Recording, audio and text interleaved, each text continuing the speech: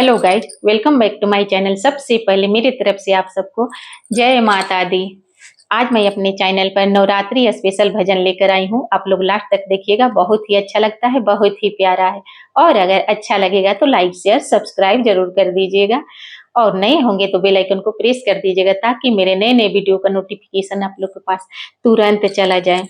कौन मैया पहाड़ बसे, कौन मैया मंदिरवा रे, कौन मैया मंदिरवा, कवने मैया ना, कवने मैया ना, बसे नदिया के तीरावा, कवने मैया ना, बसे नदिया के तीरावा, कवने मैया ना।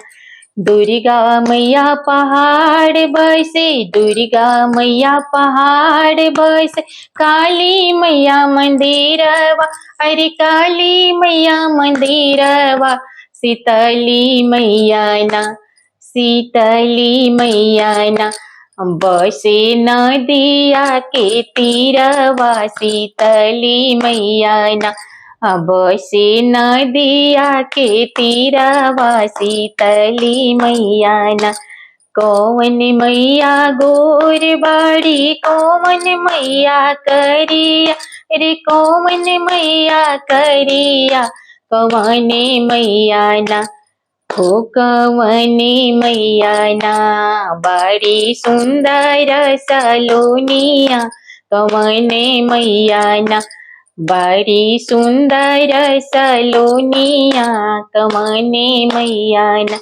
दुर्गा माई गोर बाड़ी, काली माई करिया रे, काली माई करिया, शीतली मैया ना, शीतली मैया ना, बड़ी सुंदर सलोनिया, शीतली मैया ना, बड़ी सुंदर सलोनिया, शीतली मैया ना।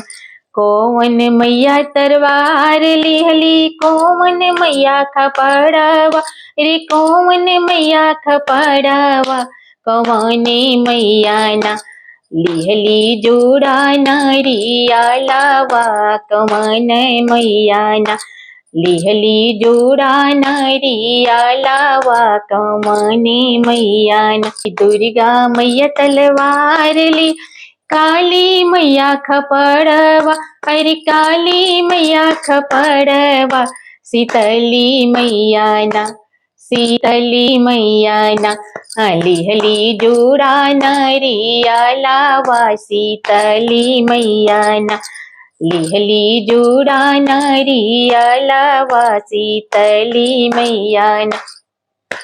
कौन मैया सिंदूरा दिहली, कौन मैया सिंदूरा दिहली, कौन मैया बलरवा रे, कौन मैया बलरवा, कौन मैया ना, कौन मैया ना, दिहली नैहर ससुरावा, कौन मैया ना, दिहली नैहर ससुरावा, कौन मैया ना।